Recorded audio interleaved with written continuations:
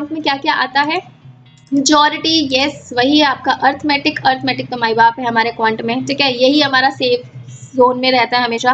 तो अगर अर्थमेटिक आपका पक्का है, आपको अच्छे से आता है, level of difficulty is not that much कि आप सॉल्व ना कर पाओ। जैसे रेशियो, प्रोपोर्शन, परसेंटेज और प्रॉफिट लॉस, तीनों से मिला करके एक क्वेश्चन आएगा, ठीक है, तीनों का एक है, एक, ठीक है। तो 3 क्वेश्चन इससे बन गए, एक एसआईसी है या इंस्टॉलमेंट से मिलाकर के एक क्वेश्चन बनेगा, एक एवरेज से, एक मिक्सचर एलिगेशन से 2 question, time and work and TSD का।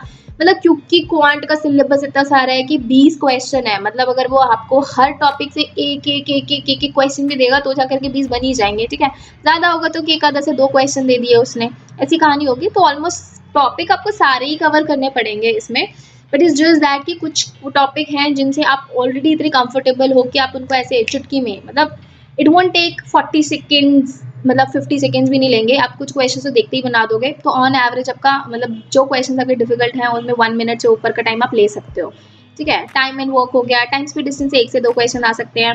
Algebra number series, yes for algebra CAT में फॉर्मूलेज नहीं पढ़े होंगे एलजेब्रा के, जो हमारा a प्लस बी का होल स्क्वायर, सिर्फ 1-2 फॉर्मूला ही पढ़े होंगे, ज्यादा नहीं पढ़ेंगे, बट फॉर दैट आपको यहाँ पे एलजेब्रा के फॉर्मूला पढ़ने पड़ेंगे, ठीक है। If you are preparing for that exam also, उसकी भी मैं अभी पेपर पैटर्न और उसकी सबकी स्ट्रैटेजी वाइज भी लेकर आने वाली हूँ, ठीक है, बट उसमें भी मैं बताऊंगी। एंड यहाँ पर भी आप सुन लीजिए कि एलजेब्रा में आपको ये फॉर्मूलाज वगैरह पढ़ने पड़ेंगे, थोड़े से क्वेश्चन करके देख लीजिए, you will be very comfortable. Number system या HCF LCM ले लीजिए, ठीक है। नंबर सीरीज, यस जो नंबर सीरीज हमने अभी एलआर में देखी थी उसी का एक आधा क्वेश्चन क्वांट में भी डाल देता है, ठीक है। लॉग्स आसान टॉपिक है, एक क्वेश्चन आएगा लॉग का, ठीक है। एंड सेट थ्योरी यानी वेन डायग्राम जो है एक क्वेश्चन इसका आता है। अच्छा, प्रोग्रेशन क्या होती है? जो हमारी एपीजीपी है, जो सीरीज है, उससे एक क्वेश्चन आता है। पीएनसी एंड प्रोबेबिलिटी, यस ये वाला भी, इससे भी हमारे एक से दो मतलब टोटल मिला करके 3 क्वेश्चन आ सकते हैं पीएनसी एंड प्रोबेबिलिटी से।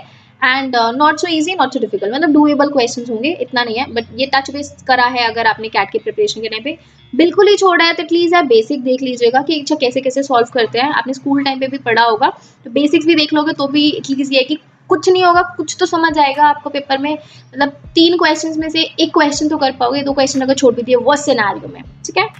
डीआई आएगा आपका, 1 से 2 क्वेश्चंस बनेंगे डीआई के, एक डीआई देगा, मतलब डिफिकल्ट नहीं है, इजी होता है, बट इट्स जस्ट दैट कि पेपर की जो स्क्रीन होती है ना, स्क्रीन में क्योंकि डीआई है, डीआई में अगर पाई चार्ट दे दिया, ग्राफ दे दिया, तो यूं स्क्रॉलिंग में टाइम लग जाता है, तो वो थोड़ा सा समय खा जाएगा, तो ध्यान से कीजिएगा, ठीक है, कैलकुलेशन वगैरह। And there would not be any calculator, ठीक है, कैट पेपर में ही कैलकुलेटर मिलता है, किसी और पेपर में कैलकुलेटर नहीं मिलता है, मेंटली कैलकुलेशंस करनी पड़ेगी। तो please work on your calculations because already speed based paper है।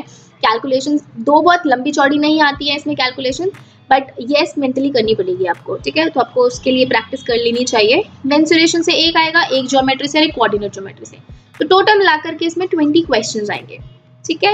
I hope syllabus is clear, कुछ अलग नहीं है इसमें, क्वांट का सिलेबस वैसे देखो कुछ अलग नहीं है, वही आपने कैट के लिए जो पढ़ा होगा या और भी बाकी एग्जाम्स के लिए वही सब पढ़ रहे हो। एलआर का सिलेबस यस अलग है क्योंकि एलआर में अपने पजल्स एंड डीआई पढ़ा है, इसमें बहुत ही like coding, decoding, directions, blood relation, इस टाइप के क्वेश्चंस है।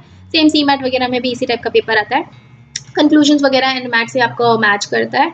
एंड इंग्लिश में again fill in the blanks, वो क्या वगैरह ये वाले पेपर क्वेश्चंस आएंगे, ठीक है। This is all about the syllabus. चलिए मिलेंगे अगली वीडियो में, till then keep pacing yourself, bye bye, take care.